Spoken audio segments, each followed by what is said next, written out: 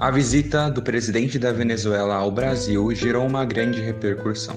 No dia 29 de maio, Lula recebeu Nicolás Maduro no Palácio do Planalto. Nessa ocasião, o presidente Lula disse que, abre aspas, Maduro sabe qual foi a narrativa que construíram contra a Venezuela, fecha aspas. Em linhas gerais, Lula foi alvo de muitas críticas, sobretudo por afirmar que o problema da Venezuela não era o governo autoritário, mas a má narrativa criada em torno do governo venezuelano. Segundo Lula, a Venezuela é, abre aspas, vítima de uma narrativa de antidemocracia e autoritarismo, fecha aspas. Além disso, tivemos outro acontecimento marcante nessa visita. Durante uma entrevista com Nicolás Maduro, uma confusão se formou.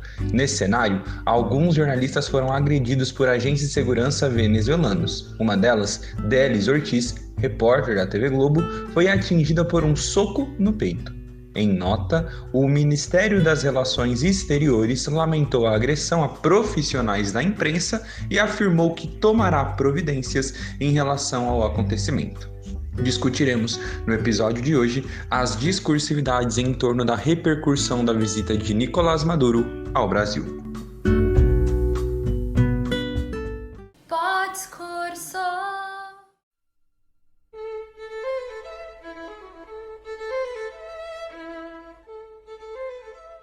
Podcast na análise do discurso. Respeitável público, sejam muito bem-vindos a mais um episódio do Poddiscurso, o podcast da análise do discurso. Eu me chamo Kevin, sou apresentador do Poddiscurso e no episódio de hoje debateremos mais um tema muito polêmico na nossa atualidade, a visita de Nicolás Maduro ao Brasil e as repercussões das discursividades em torno de toda essa temática. Esperamos que vocês gostem e não esqueçam, já compartilha nos stories, posta lá, marca a gente pra gente ver que você está assistindo o episódio, manda para os seus amigos, porque isso nos ajuda e nos ajuda muito, muito mesmo. Sem mais enrolação, para a gente já começar a discutir toda essa temática, que com certeza todos vocês já sabem, estão um pouquinho ansiosos, eu passo a palavra para o Denis, que fará a primeira pergunta para a gente abrir esse ciclo de respostas. Denis, a palavra é sua. Obrigado, Kevin. Bom dia, boa tarde, boa noite, pessoal.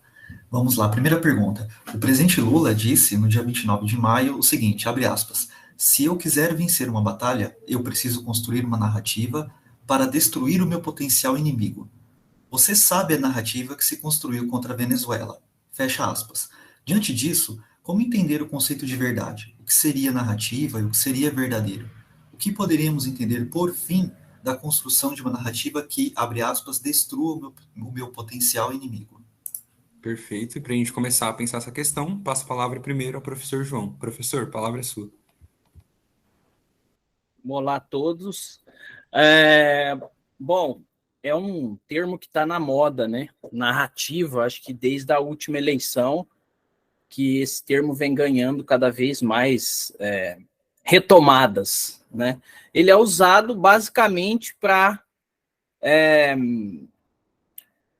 sugerir que aquilo que se diz sobre o outro é mentira, né? Então, a narrativa petista seria sinônimo de a mentira petista, né? Claro que é um efeito parafrástico, quer dizer, é um outro jeito de dizer que o petista mente. A narrativa bolsonarista seria, então, a mentira bolsonarista. Bom, o que é curioso nesse caso é que, ao dizer que vocês sabem, apelando para um conhecimento, né, apelando para um pré-construído, né, que, segundo o qual todos sabemos que o que se diz sobre a Venezuela é mentira, o Lula, então, se coloca simpático ao Nicolás Maduro. O curioso é que essa estratégia, eu já vou chegar à questão da verdade, ela é a mesma estratégia que a direita usava e que a esquerda dizia que era uma estratégia para aliviar, passar o pano ou esconder crimes da direita. Então, quando os direitistas diziam assim, a narrativa da esquerda de que o Bolsonaro é fascista, a narrativa da esquerda de que o Bolsonaro é um ditador ou vai implantar uma ditadura. A esquerda dizia, não vou qualificar o que é esquerda, tá? Imaginem aí a esquerda como vocês entenderem.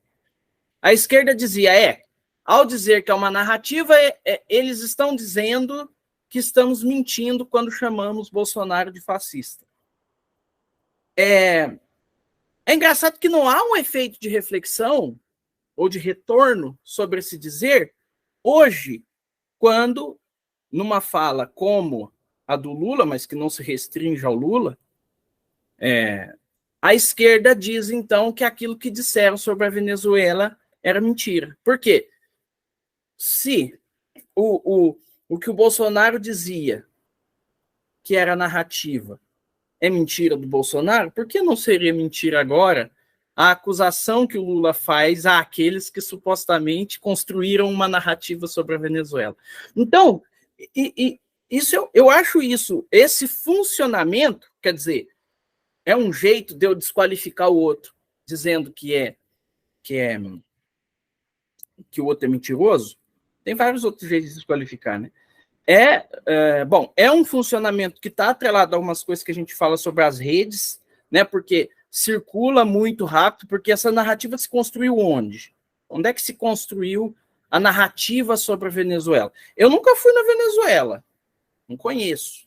Tudo que eu sei da Venezuela vem pela mídia, pelos jornais, pelas redes sociais, etc.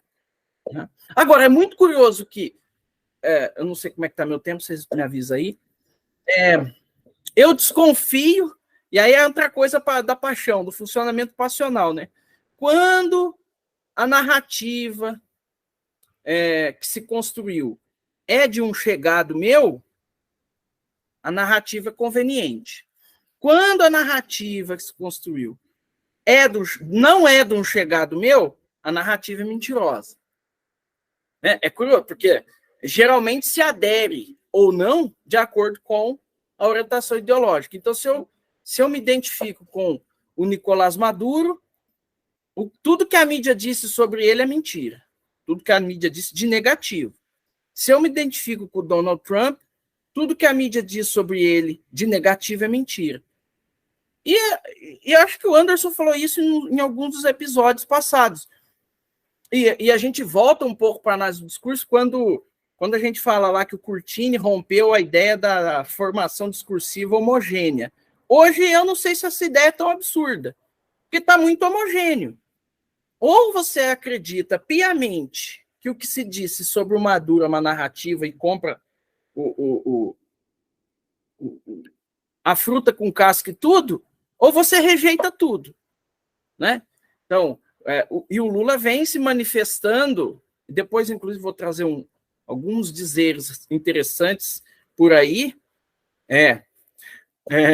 que circularam a respeito do Lula, e que tem gerado um certo desgaste, uma certa leitura, que é uma narrativa sobre a Venezuela. É uma narrativa...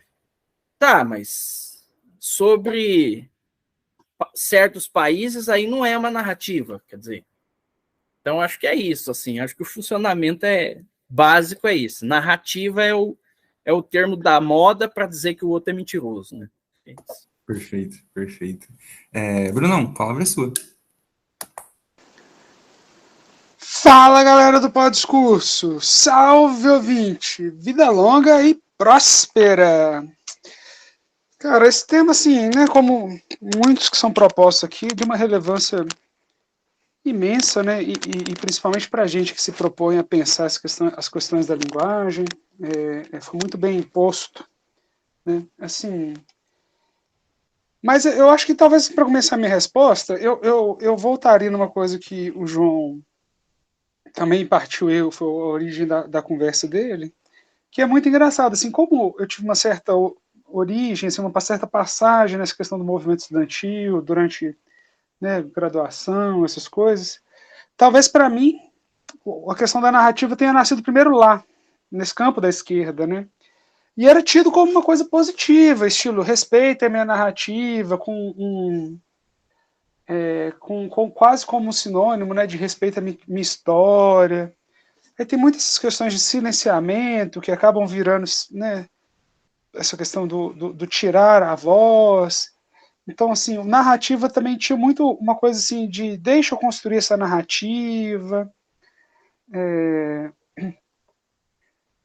Mas me assustou muito quando, observando as tramitações, as conversas, os pronunciamentos dentro do parlamento, na Câmara dos Deputados, no Senado, muitos deputados ditos de direita começaram a fazer uso disso justamente para dizer isso é uma narrativa, né, a bem dizer, aproximando isso que seria uma coisa de respeitar uma tradição em relação à produção de uma mentira. Uma mentira sobre o outro. Acho que esse que é o grande funcionamento, assim, acho que esse é o grande ponto, né? A gente acaba construindo essa ideia do outro como um potencial inimigo. Isso que o Lula coloca, né? Se eu quiser vencer uma batalha, então pera lá, que batalha é essa? É uma batalha política?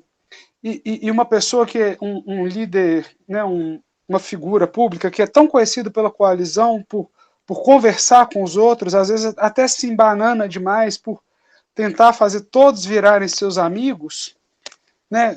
Como assim eu já coloco isso como uma batalha, né? Então, mas assim, é claro que a gente entende um pouco essa questão de construir uma narrativa contra a Venezuela, né? Como assim a Venezuela é colocada como o inimigo, o comunista, aquele que está contra o sistema, que está contra nós, né? E por isso mente, por isso difunde. Só que a questão da narrativa também está muito ligada, assim, acho que dos dois campos. Há um empirismo do ser, né? Então, assim, a voz, essas coisas. Aí, olha só, aí a direita que se articula muito, não só a direita, mas ficou muito conhecido pela direita, articula muito em redes sociais e tudo mais, vão colocando vídeos de pessoas caçando pombo, ou que seja, passando fome, comendo, aqui, né, cachorro, não importa qual é o enunciado que está sendo dito ali, nem se é lá na Venezuela, importa assim, o efeito do acreditar. Se nós acreditamos, olha só, nós somos iguais. Parece que tem uma coisa assim que está relacionada a essa nova direita, esse caminho do olavismo, assim, que é a questão, o que eu digo está certo, e se você não acredita em mim, você é burro. Então tem esse ataque, essa batalha ao outro, a inteligência, a cognição do outro, a forma de pensar do outro, que é desmerecida no sistema dos inimigos, né? Vou deixar um pouquinho mais para a próxima. Perfeito, Brunão. E para a gente encerrar essa primeira temática, a temática das narrativas, eu passo a palavra para o professor Anderson. Professor, a palavra é sua. Olá, pessoal, como é que estamos? Vamos lá, tem muita coisa para falar, vamos ver se eu consigo falar em tempo recorde. Me ajuda aí com o tempo, gente, olha só. É o seguinte, eu vou começar tentando pontuar o seguinte, a gente tem aqui o grande desafio, que é uma tentação contemporânea, que é o seguinte, a gente não está aqui para emitir opinião, né? Se fosse para emitir opinião, a gente não precisava de um podcast de análise do discurso. Agora, vivemos um tempo em que as opiniões estão se tornando teorias, né? E a gente está vivendo aí esse limiar em que a gente não consegue bem enxergar a fronteira entre do que é uma opinião pessoal, aqui em tese as pessoas todas têm direito, né? E o que é um pensamento organizado e sistematizado a partir de uma fundamentação teórica acadêmica. E muitas vezes nos confronta, né, com as nossas próprias opiniões. E é um pouco daí que eu vou tentar pensar, né? E aí eu vou remeter a um trabalho desenvolvido em diferentes ocasiões, mas pela pesquisadora Marília Morim, lá da Universidade de Paris 8. Depois eu posso até dar o nome do livro dela, se vocês assim quiserem. E ela vai discutir que a verdade, na história da cultura ocidental, vai passar basicamente por três grandes conceitos. Não lineares, no sentido de que um conceito substitui o outro, mas numa dinâmica de forças em que, em determinadas épocas, um conceito se torna preponderante para o funcionamento da sociedade. Não que os outros conceitos tenham deixado de existir, mas ele deixa de reger as relações sociais no sentido macro. E ela vai dizer que um desses conceitos é a verdade como memória que se opõe ao esquecimento. A gente volta lá para os poemas épicos, né, em que os heróis dos poemas eles queriam entrar para a história e não serem esquecidos. Isso era a imortalidade, né? E a verdade estava garantida pela lembrança, não a lembrança do indivíduo, mas uma lembrança coletiva, né? E houve um momento em que a verdade se sustentava aí. E a forma discursiva dessa verdade era a narrativa. Atenção para a palavra, né? Narrativizar era um modo de eternizar, de afastar o esquecimento e, portanto, construir a verdade. Mas em determinado outro momento foi preponderante uma compreensão de verdade como aquilo que se opõe ao que é falso, aquilo que eu não posso verificar, né? Aquilo que eu não posso checar na empiria. Aí a gente tem uma visão que a gente pode chamar mais moderna, mais científica, mais tecnicista, a gente pode chamar como a gente quiser, mas esta verdade não se produz necessariamente pela narrativa, ela vai se produzir preponderantemente pela descrição de um objeto, né? Porque a descrição seria a utopia da isenção da subjetividade, né? Uma vez que eu descrevo, é algo que está ali susceptível para quem quer que acompanhe o processo de descrição conseguir identificar ali movimentos que são particulares, independente de que lugar você esteja vendo, você vai ver a cor, a textura, o tamanho, enfim. E, por fim, haveria um momento em que a verdade seria relativizada e não teria um contraponto para estabelecer um referencial. E assim como ela é relativizada e fica sem contraponto para estabelecer um referencial de valor, para conceituá-la, ela passa a funcionar de qualquer forma discursiva, linguageira que for conveniente, né?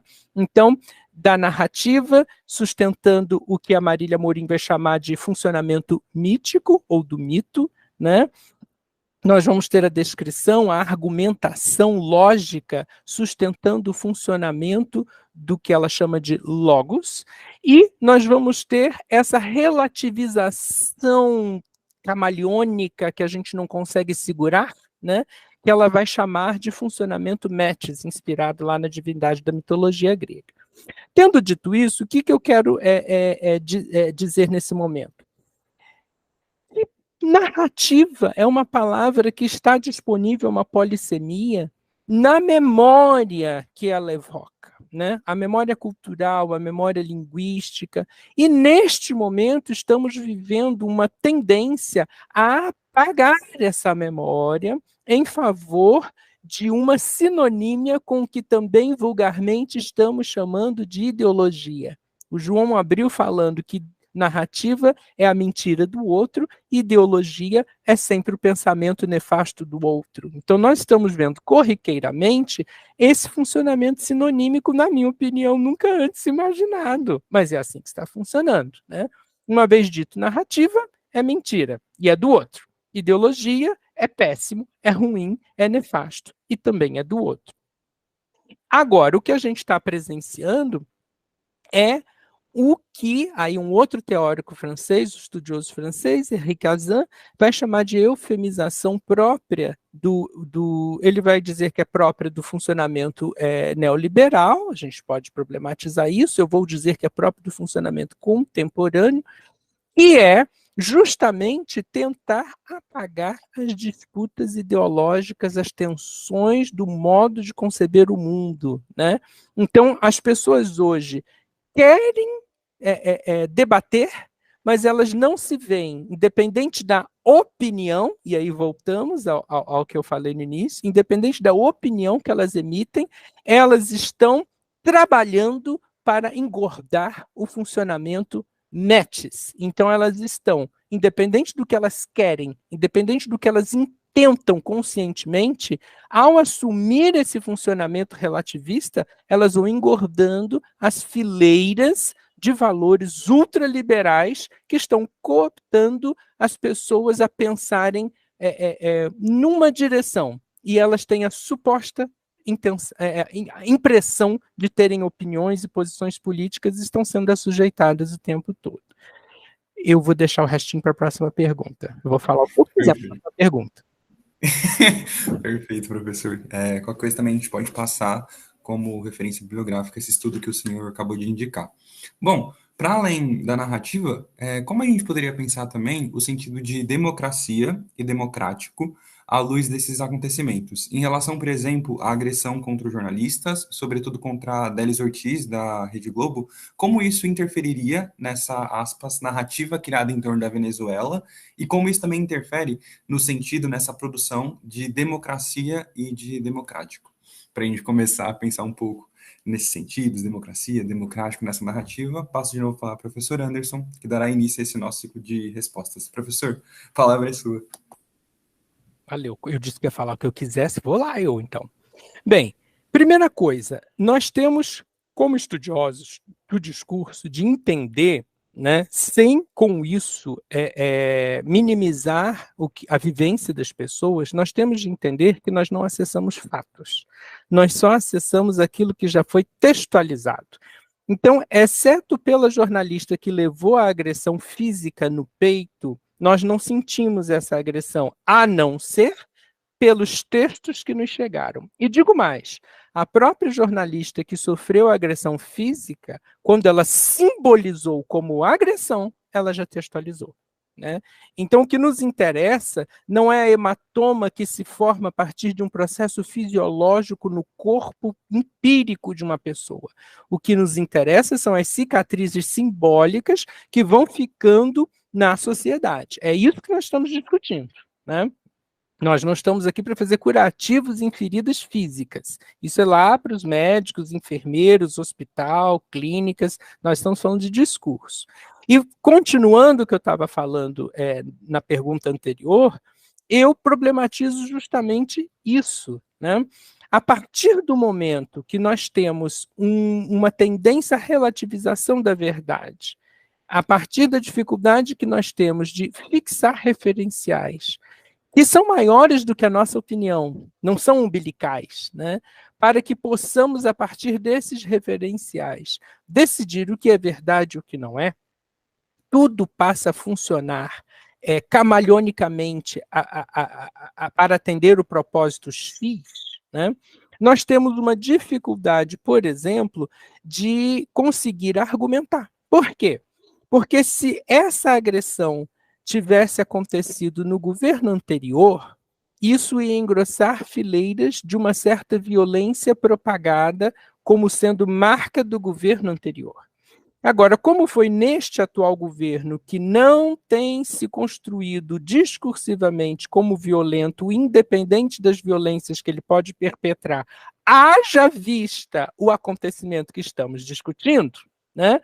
Aí as notas oficiais e as desculpas valem, enfim. O que eu quero problematizar é onde é que nós temos um referencial que nós possamos nos apoiar como valor coletivo, não umbilical, não opinião individual, e funciona como crivo para que a gente consiga se posicionar, seja a favor ou seja contra, mas que a gente consiga se posicionar.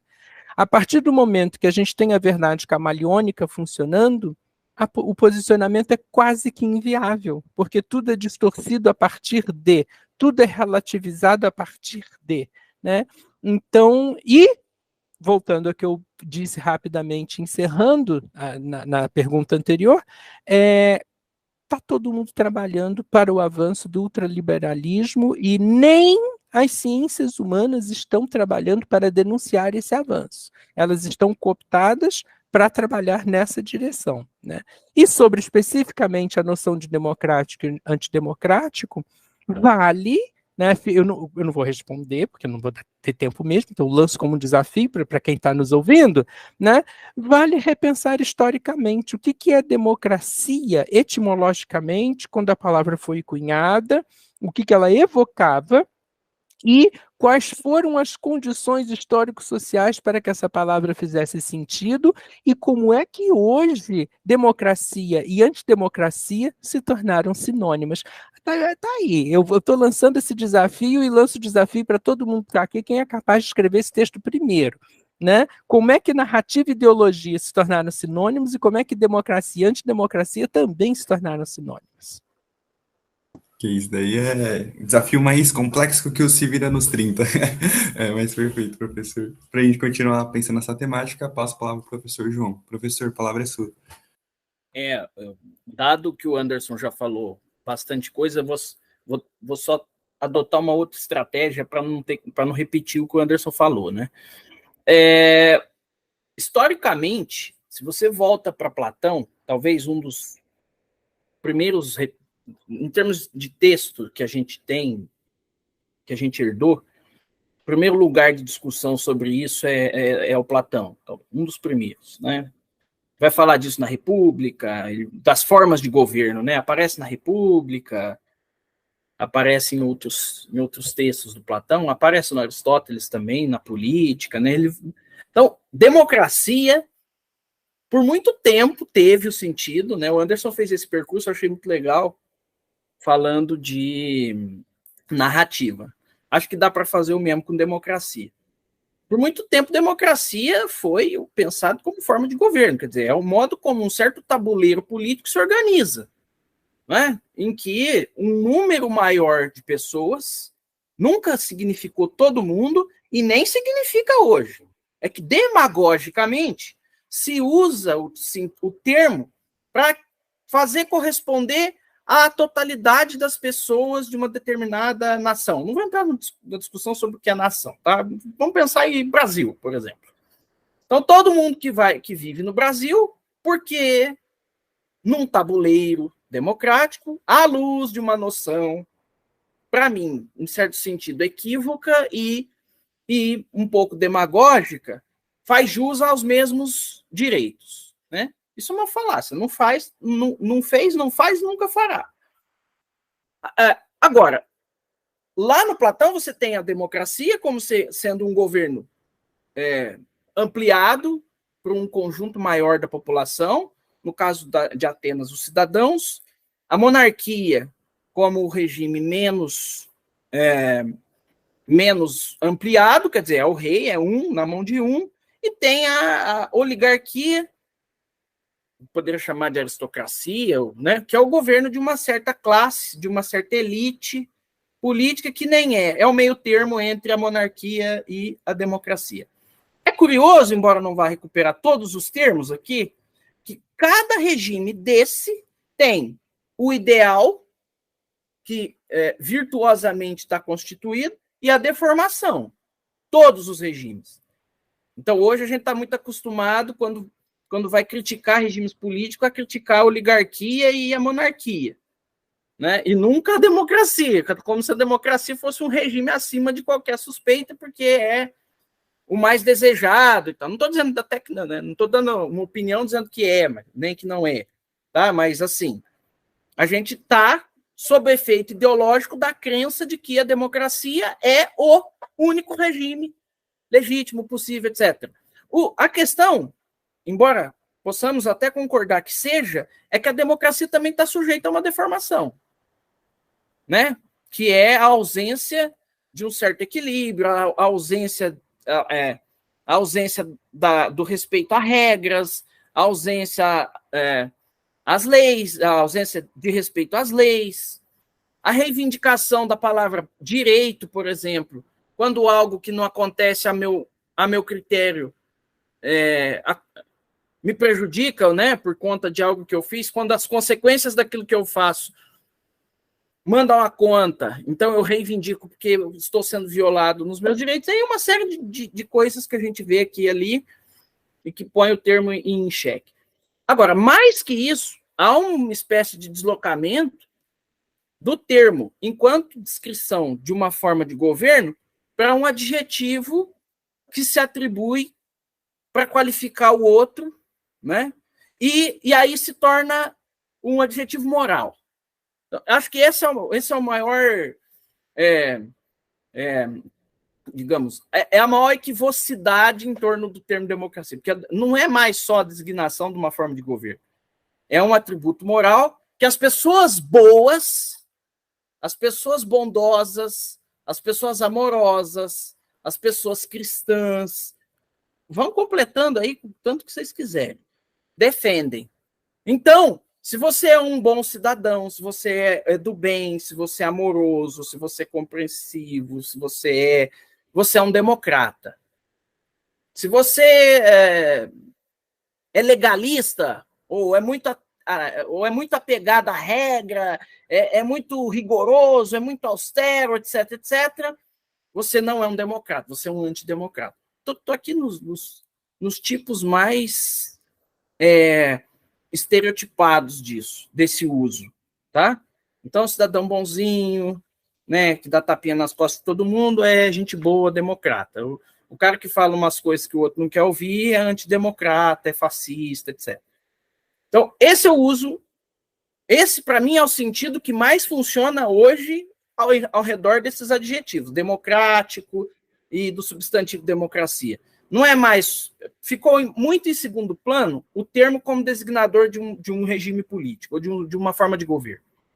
Tanto que nem se admite que democracia pode ter uma deturpação dessa forma de governo, como Platão admitia.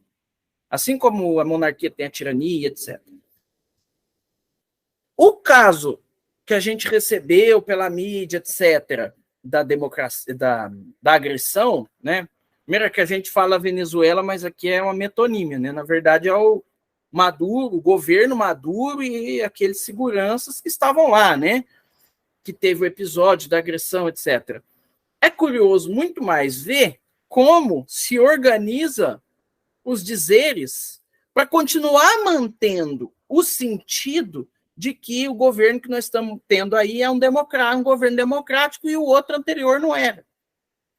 Tudo bem, não foi um membro do governo brasileiro que agrediu, né? Embora acho que tenha uma cena, não sei se é o Randolfo Rodrigues que toma o celular de alguém no aeroporto, esses tempos atrás aí. O mesmo cara que o Bolsonaro tomou o celular lá atrás, acho que foi o Randolfo Rodrigues ou foi alguém do atual governo, também andou tomando o celular dele. Mas é muito curioso ver os movimentos. Não. Porque se fosse a equipe do Trump no governo Bolsonaro que tivesse dado uma pancada num jornalista ou numa jornalista, nós teríamos uma certa orientação do que é democracia. Como é no atual governo, nós temos uma outra orientação do que é governo e do que é democracia. Então, assim, à luz desse deslocamento, né, dessa ressignificação do termo, democracia vai entrar na mesma prateleira que narrativa e ideologia. Né? Só que um pouco às avessas, né? Eu vou reivindicar. Narrativa e ideologia é do outro. Democracia é meu. Eu sou democrata. Né? Então, acho que algumas ideias aí para a gente discutir. Show, show. Muito bom, professor. Para a gente arrematar um pouco dessa discussão, desses conceitos de democracia e democrático, passo a palavra para o Brunão. Brunão, a palavra é sua. Boa. Tentar aqui me recuperar primeiro, né, desse assalto democrático de Anderson e João, que levou um empate aí nessa luta de boxe. Mas realmente, assim, nossa, a análise é bem nesse viés mesmo. E é muito bom porque a pergunta, né, a pergunta que vocês colocam, ela é discursiva nesse ponto. Ela não é um conceito de democracia, né? Qual foi a mudança do conceito de democracia em X anos, né? Mas essa produção desse sentido de democracia. E talvez hoje, assim, para mim, né, enquanto assim, um pesquisador, enquanto alguém tocado pelo que tem acontecido em âmbitos, né, do executivo, legislativo, judiciário. Eu acho que a democracia, ela não tem um sentido por si só que não seja na oposição de antidemocrático.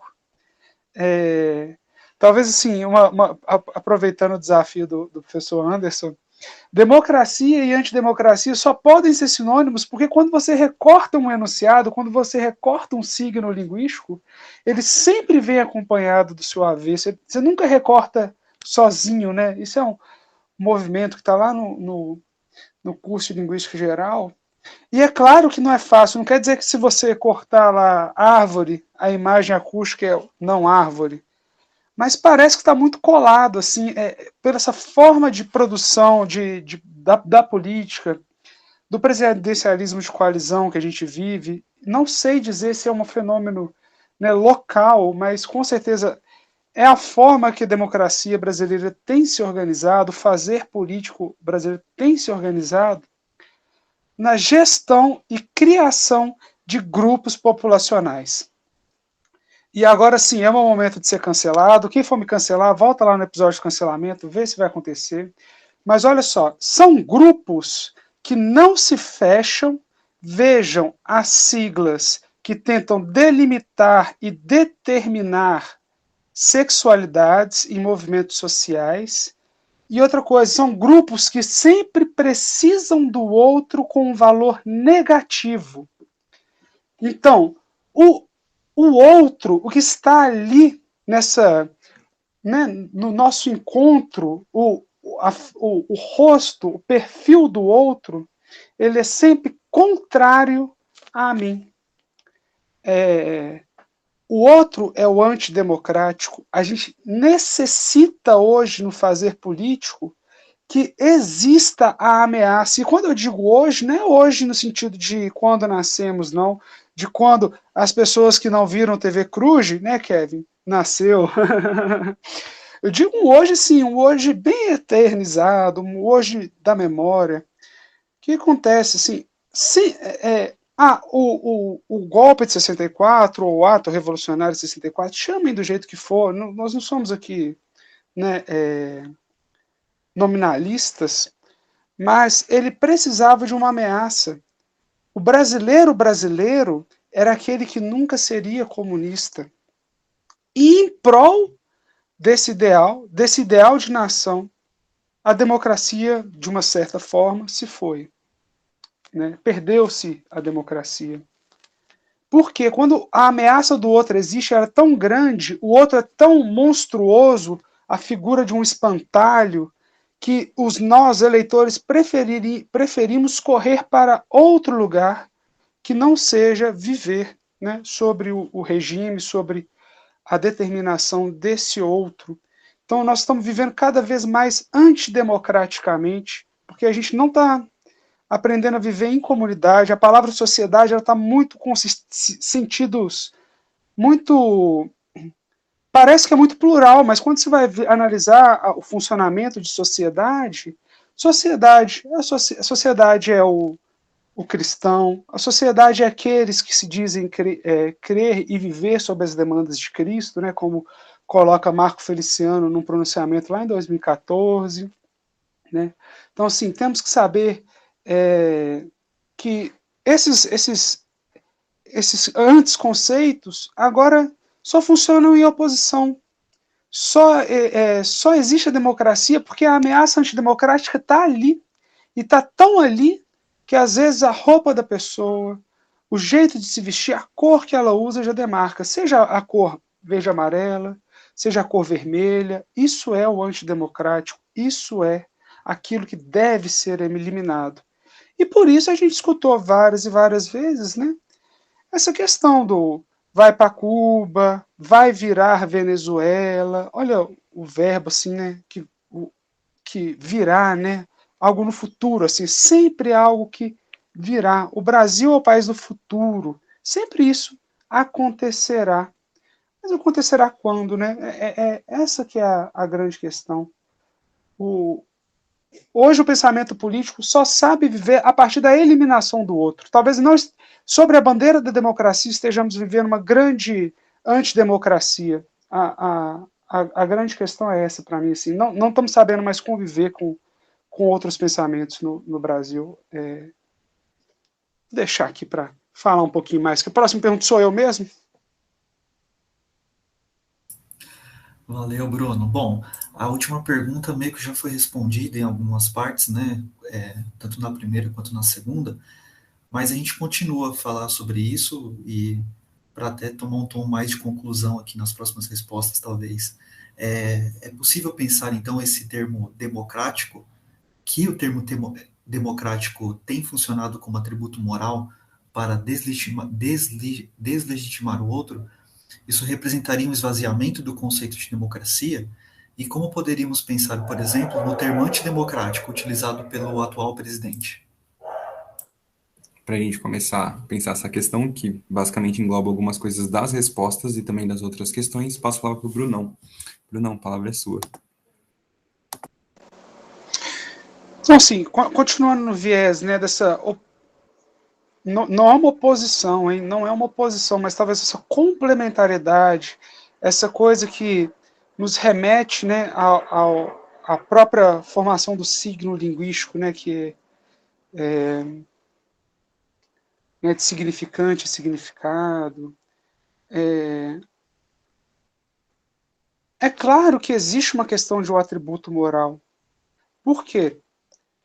A moralidade é a forma da construção de um grupo, como a gente se entende numa moral e os nossos valores são iguais, nós somos iguais. Olha só, nós somos iguais, todos somos iguais perante a um líder, perante ao pai, perante a figura do chefe de Estado. Todos nós somos iguais e recebemos amores iguais. Ao outro que não é igual a mim, que é diferente, que se opõe, a única coisa, o único sentimento possível e a única forma de governar aquele outro é destilando, é destinando o ódio. E sabemos, desde lá do Freud, no Psicologia da Massa, ódio é a melhor forma de governar.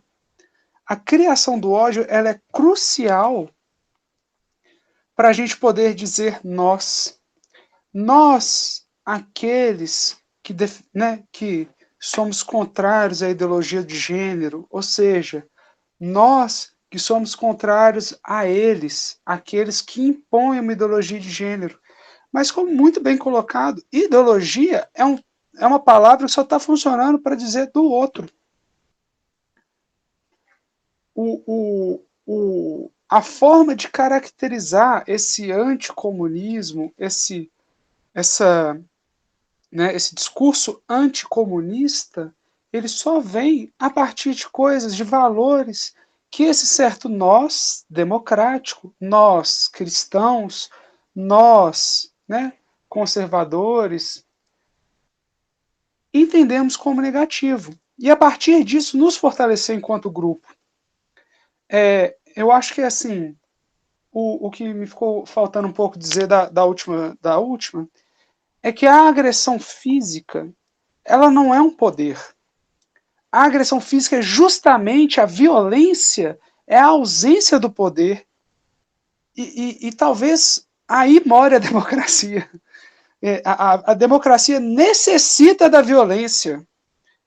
Assim como ela criou o direito. O direito o direito é violento, né? Como diz o Benjamin no texto que eu amo. O direito à greve é violento. A democracia ela é violenta e ela permite a violência. E é só assim que ela é democrática. É só quando as mulheres vão e gritam de forma violenta na rua que começa a existir leis, direitos para as mulheres, ou determinados outros grupos sociais que digem-se como minoria, passa a ser violento, que é possível entrar no âmbito da democracia.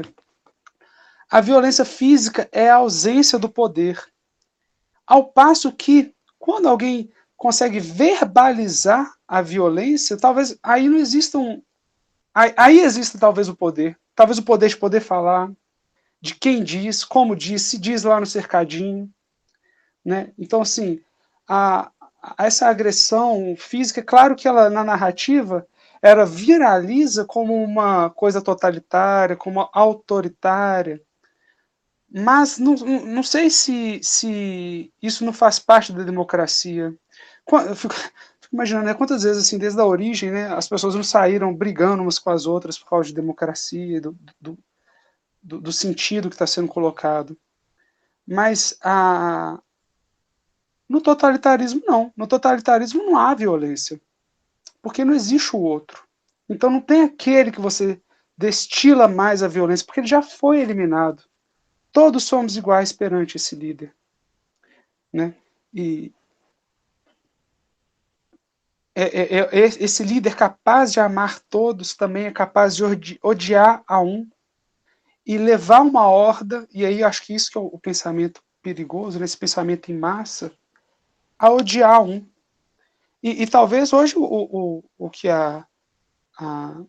o que Bolsonaro fez foi o ódio ao comunismo, né, ou reviver esse ódio ao comunismo, mas o que a direita vive dizendo, e os conservadores disseram, foi que lá nas eleições de 2018 foi o primeiro momento que eles conseguiram falar sobre ser de direita.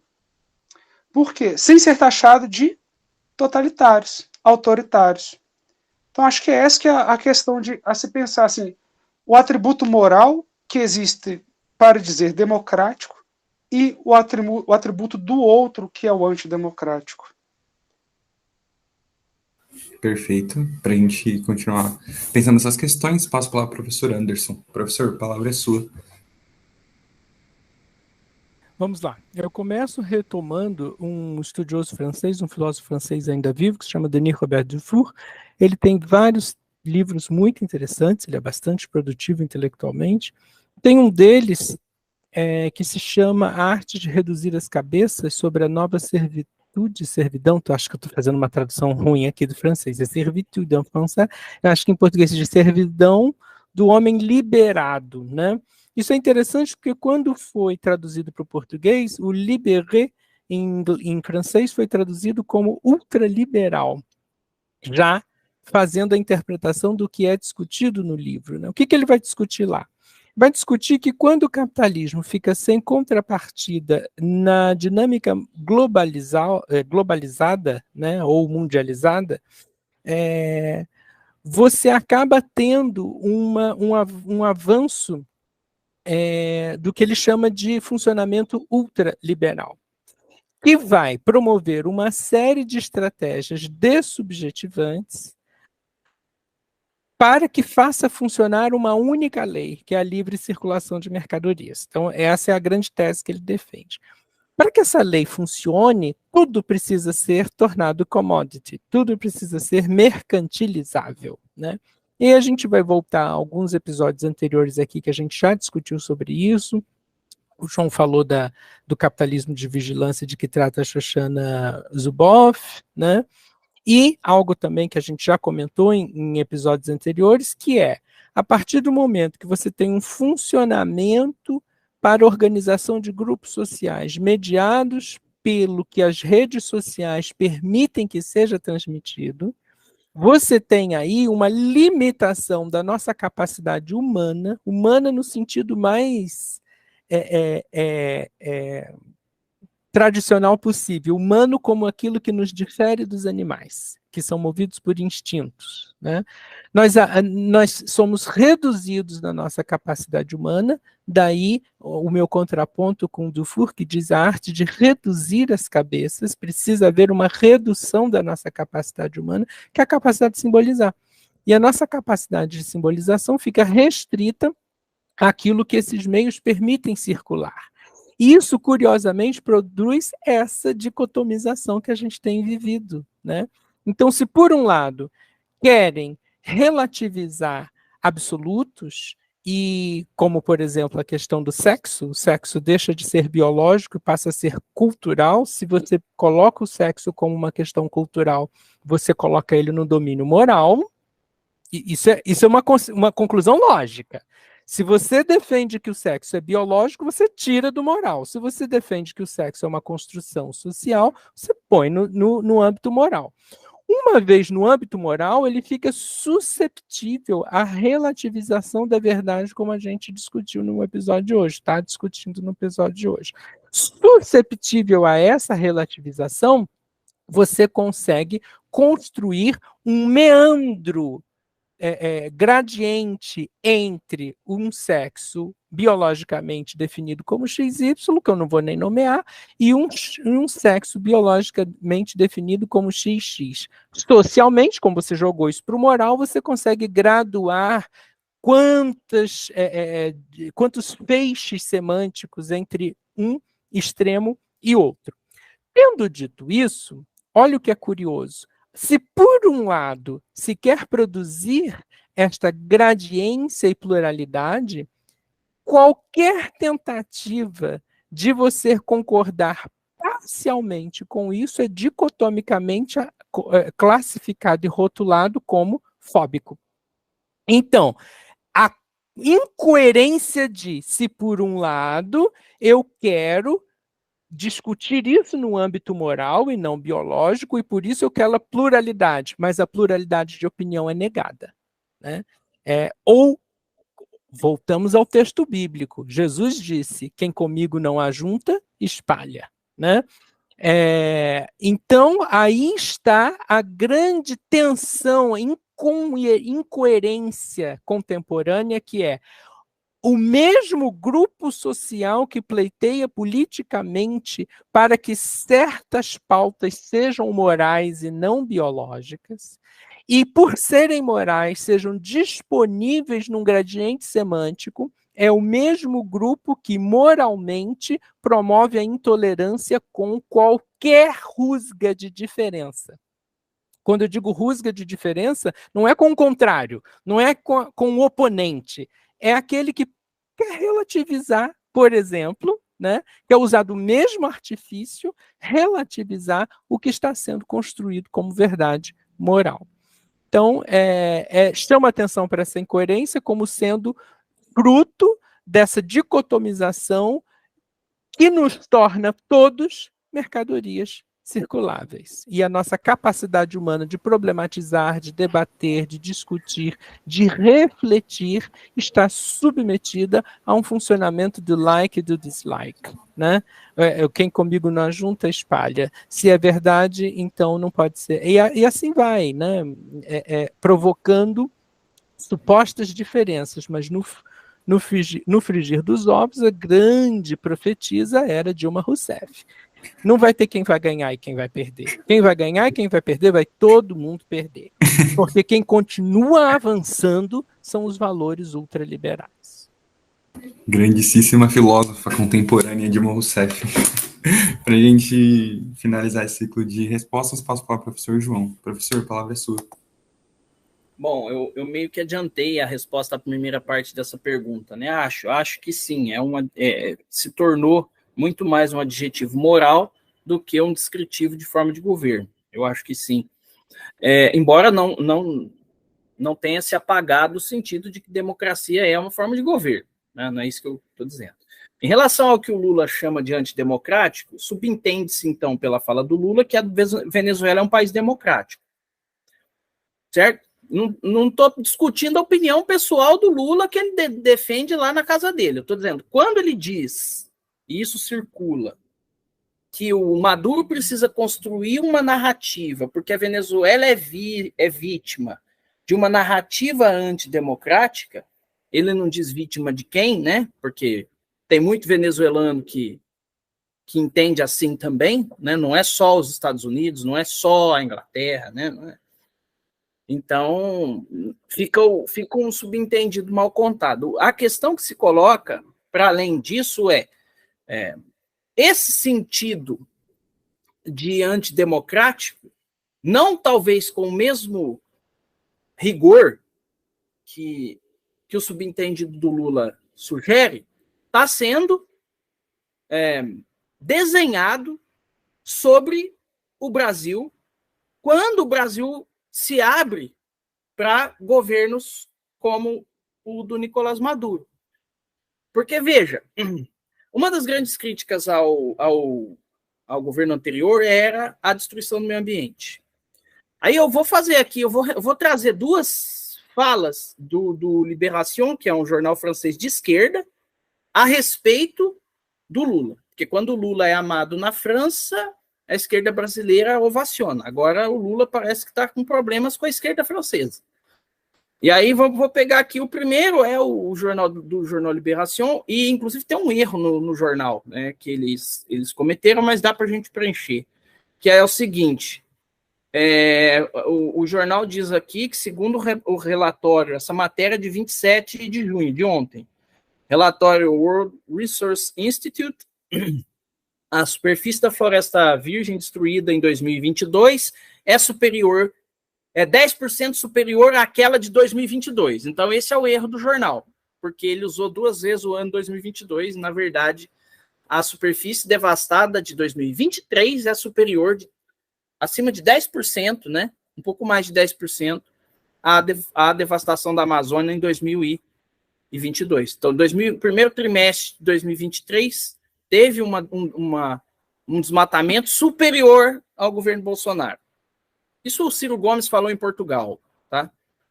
Ora, mas como é que fica a narrativa de que o governo anterior era o destruidor da Amazônia? Ninguém mais vai falar disso? O desmatamento da Amazônia acabou? E eu leio isso, porque o Libération publicou isso ontem, mas já está se construindo uma certa sintaxe ali. Ontem, e alguns dias, o Libération publicou, inclusive usando a palavra em português, decepção. Então, a manchete é la decepção, em português. E a descrição da manchete é o presidente brasileiro em dificuldade em seu país, assim como na cena internacional, em que suas posições anti-atlantistas lhe são reprovadas ou criticadas, está hoje visitando Paris. No dia que o Lula visitou Paris, faz uns dias aí, o Libération soltou essa. Porque eu tenho uma revista aqui de 2010 que tem lá na capa uma revista Le Monde, tem o jornal, né? Essa é uma edição especial de uma revista Le Monde, que o Lula tá lá e a capa é o Lula e tá assim, Brasil, um gigante se impõe.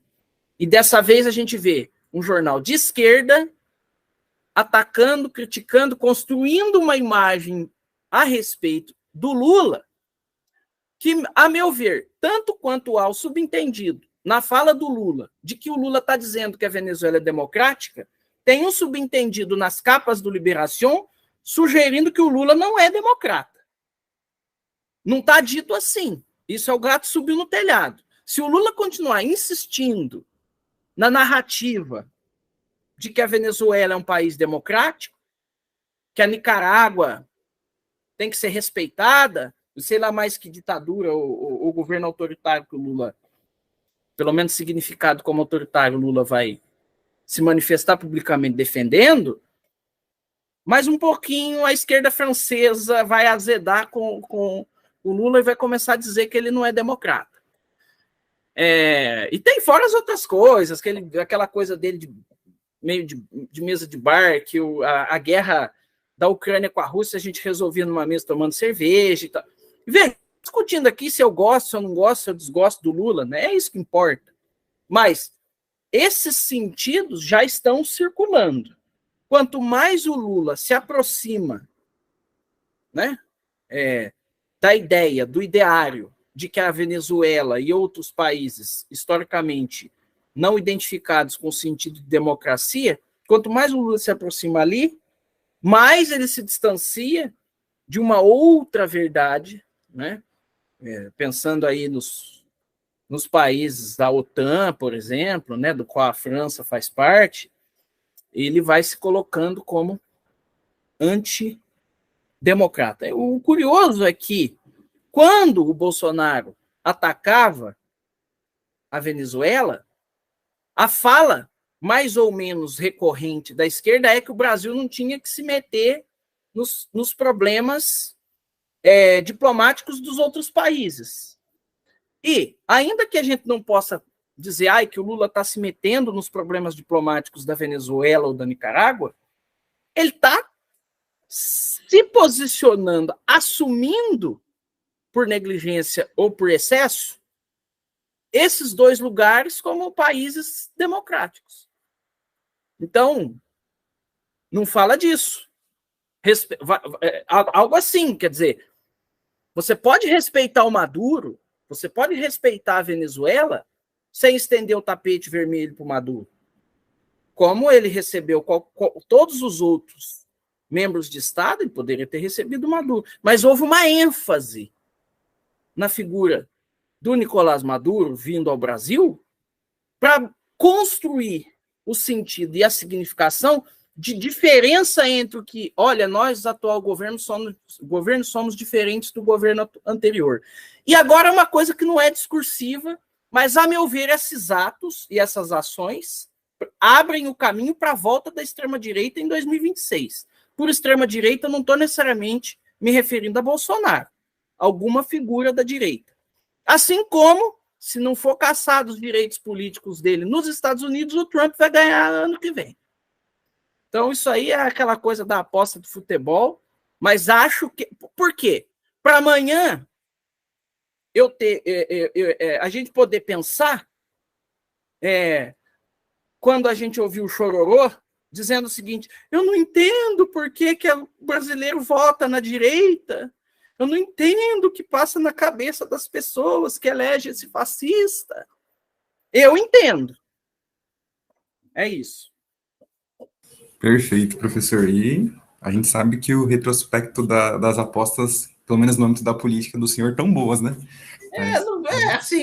Cara, não tô cravando, vou ganhar. Se eu tivesse dinheiro, eu não ia apostar, não ia jogar nessa coisa. Mas que tá com uma cara... Tá com a cara. Tá. Enfim, não nos cancelem, né? Acho que isso é o mais importante. Nós agradecemos a você, ouvinte, que esteve até aqui conosco. Esperamos que você tenha gostado desse episódio. Caso surja alguma dúvida, vocês podem nos mandar mensagem. As nossas redes sociais estão sempre abertas. Eu passo a palavra agora, pessoal, para que a gente possa agradecer, né? Finalizar esse nosso grande episódio. Denão, a palavra é sua. Obrigado, pessoal. Até o próximo. Brunão? Bom, pessoal, além da gente, não é uma questão de defender um lado ou outro, não, mas se você se sentiu incomodado, pode ter certeza que a gente chegou no que queria. Vamos começar a pensar sem esse amor e idolatria aos políticos. Valeu demais e até a próxima, eu espero. Também espero. Professor João? O recado de sempre, né? Para leiam bastante, tem umas referências aí que o Anderson trouxe, muito boas. O Bruno falou do Freud também, sobre a psicologia das massas, né? Tem alguns livrinhos aí importantes para vocês lerem. Um abraço e obrigado aí para quem nos ouviu até aqui. Professor Anderson? Abração, pessoal. As indicações foram feitas, o Kevin prometeu que vai colocar na descrição do episódio. Valeu.